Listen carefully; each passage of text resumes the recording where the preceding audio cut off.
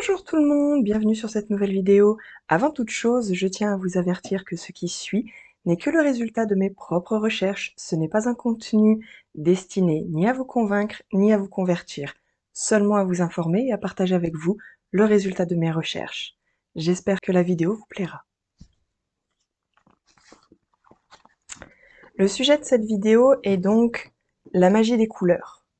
Alors pas la magie des couleurs en tant que telle, en tant que couleur, mais plutôt la magie des couleurs de nos amis et outils, les chandelles.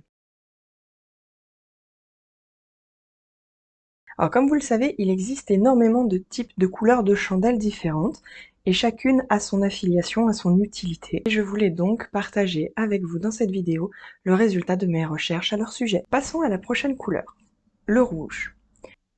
Cette couleur va pour moi représenter l'amour passionnel, le feu dévorant, le sang, le courage, et bien d'autres choses. Donc en représentation commune, nous avons donc la force de vie, le sang, l'activité, le courage, le feu, la lave, l'incandescence, la chaleur, l'amour passionnel, les aphrodisiaques, la joie, la santé, le triomphe, le combat, les colères vives et le sacré. Alors cette couleur va nous aider à accentuer nos perceptions psychiques et sensorielles. C'est une puissante couleur pour les élixirs de guérison. Elle aide également à la stimulation de la créativité et elle pousse à l'action. Alors attention, en trop grand excès, cette couleur peut provoquer des insomnies, peut déclencher une passion dévorante, ce qui serait néfaste pour vous, pour votre entourage et pour votre travail ou votre vie de tous les jours. Le rouge va également symboliser l'abondance matérielle, l'amour et la passion en général. C'est une couleur associée à Mars, autant la planète que le dieu, et qui est liée au premier chakra, le chakra racine. Lors de rituels, on va utiliser des bougies rouges pour, par exemple, accroître la fertilité ou attirer l'amour.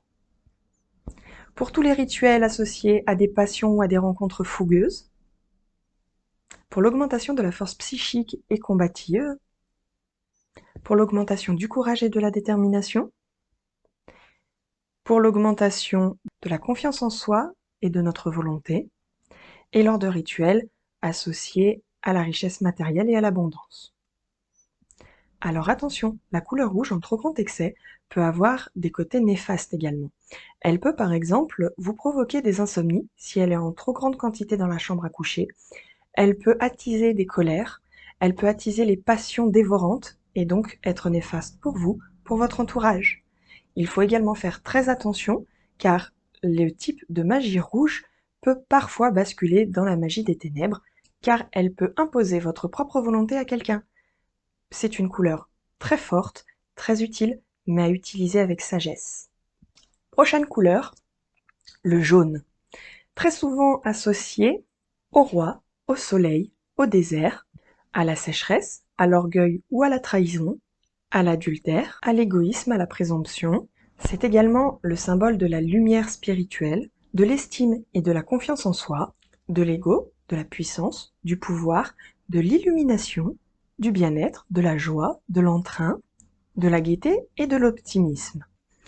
Alors, dans l'ancien temps, on croyait que porter du jaune le jour de ses fiançailles était une preuve d'amour solide et d'engagement sérieux. C'est la couleur liée au dieu Apollon et au dieu Ra. Elle est liée au troisième chakra, le plexus solaire. Très souvent, on va utiliser des bougies jaunes lors de différents rituels tels que les rituels d'augmentation de la confiance en soi, les rituels d'augmentation de notre charme et de notre élégance, les rituels de magnétisme personnel, des rituels liés à l'éveil de nos talents cachés et de rituels qui ont pour but l'aboutissement de nos projets personnels. Alors encore une fois, ce n'est pas une liste exhaustive de rituels. Vous pouvez bien entendu utiliser une bougie jaune pour tout autre type de rituel tant que ça correspond à son action. Prochaine couleur, les bougies vertes. Alors la couleur verte en général est souvent associée au printemps, à la chance, à l'espoir, à la guérison, à la bonté, à l'équilibre, au renouveau, à l'acceptation, à la compassion, à l'harmonie, à la croissance, à la régénération, à la matérialisation de nos envies et à la protection.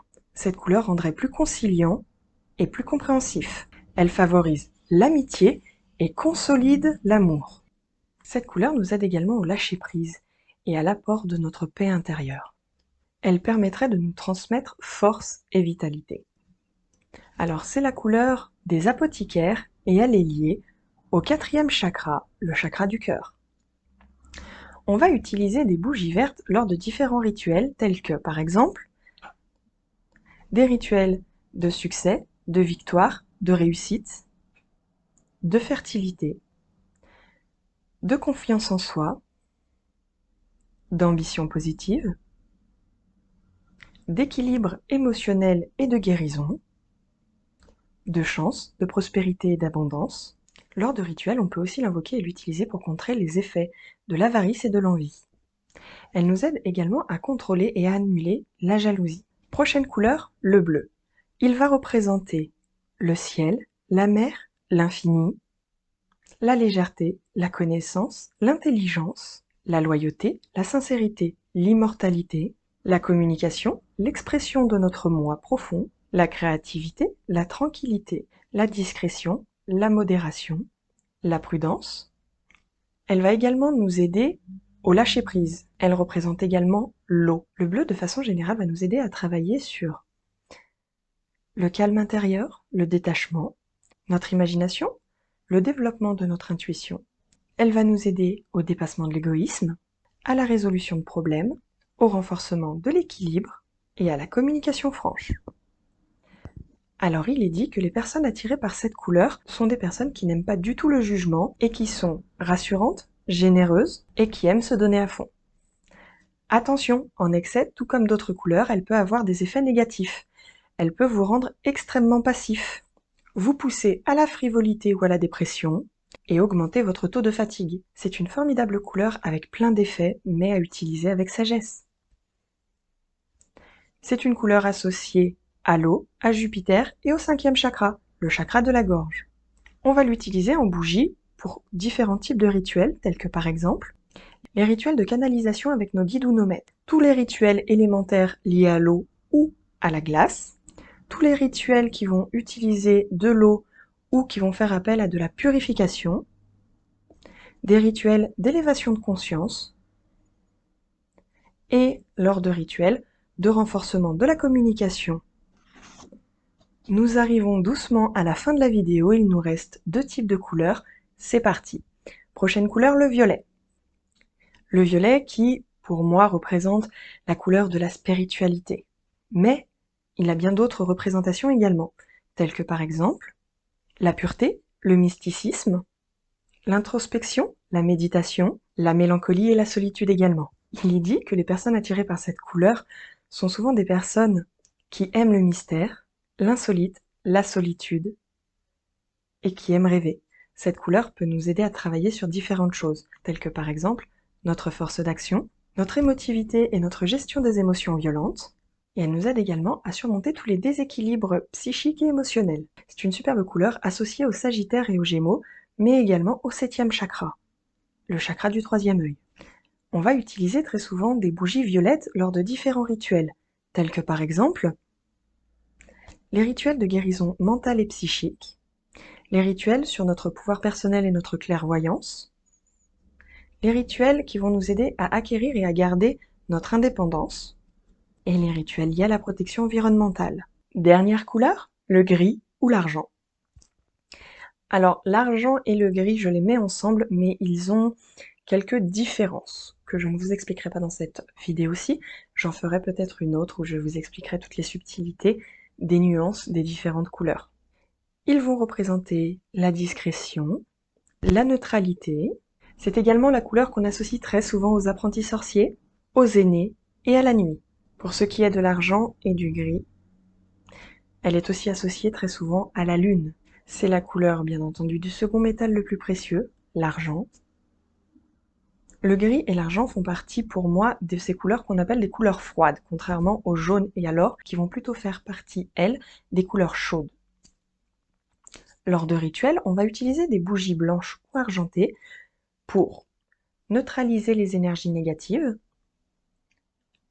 favoriser notre apprentissage quel qu'il soit, nous apporter ou renforcer notre don de diplomatie, nous aider à attirer les regards des déités, dans le bon sens du terme bien entendu, et nous aider à attirer la prospérité et l'abondance. Et voilà, je vous ai présenté le résultat des recherches sur les 11 couleurs que j'avais faites. Nous finissons donc cette vidéo ici. J'espère qu'elle vous aura plu, qu'elle vous aura été utile.